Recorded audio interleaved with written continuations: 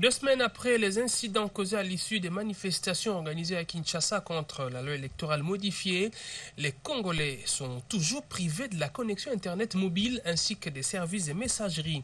Quelques étudiants de l'université de Kinshasa rencontrés ont exprimé leur mécontentement. Ils estiment que cette interruption les empêche de réaliser la plupart de leurs travaux pratiques.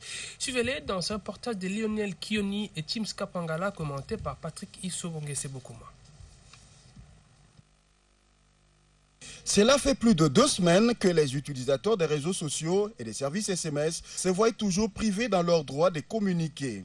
Quelques étudiants de l'UNIKIN rencontrés estiment que cette situation constitue un frein dans leur recherche au quotidien.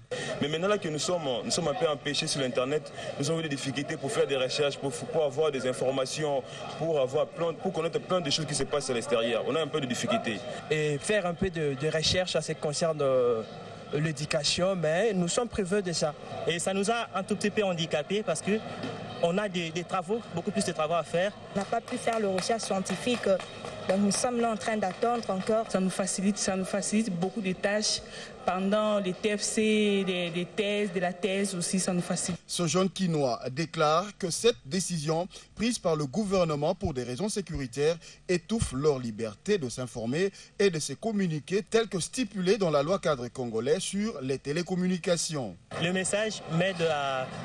Parfois, si je n'ai pas vraiment assez de crédit, au travers des SMS, je peux facilement envoyer les SMS et puis faire une communication facile au lieu d'appeler. Ça nous aide vraiment énormément. C'est d'abord moins coûté par rapport au crédit.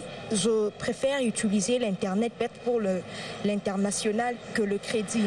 Outre toutes ces plaintes, ces étudiants demandent au ministre en charge des postes, télécommunications et nouvelles technologies de l'information et de la communication de les rétablir dans leurs droits par rapport aux préjudices causés par cette situation. Le nouveau